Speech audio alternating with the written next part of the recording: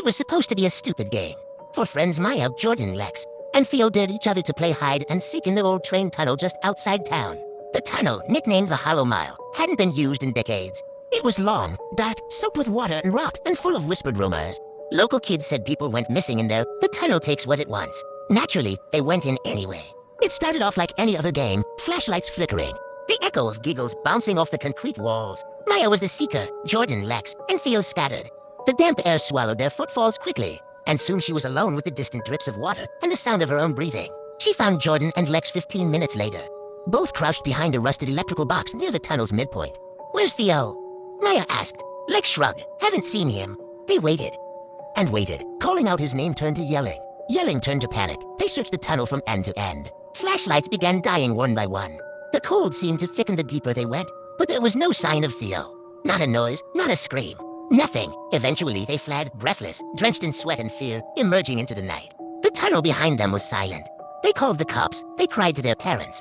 They were questioned for hours. Theo was gone, until he wasn't. He returned 3 days later. They were all at Maya's house, still shaken and sleepless when there was a knock at the door. It was him, standing there in the same clothes, dusty but clean, hair neatly in place. No scratches, no panic, just that same old crooked smile. "I got lost," he said. "Guess I took the wrong turn, but something was off." Theo used to crack jokes nonstop. Now he barely spoke, and less spoken too. He didn't eat, didn't sleep, didn't blink much. He sat in silence, just watching, listening.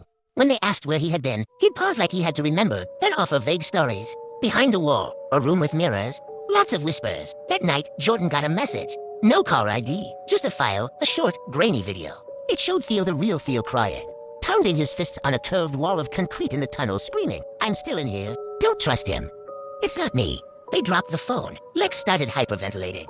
From the kitchen, Theo looked up slowly, head cocked, eyes now entirely black. He smiled wider than humanly possible, and whispered, "Why'd you open the door?"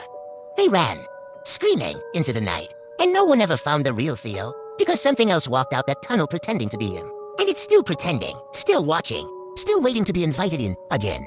Some games should never be played, and some tunnels never entered.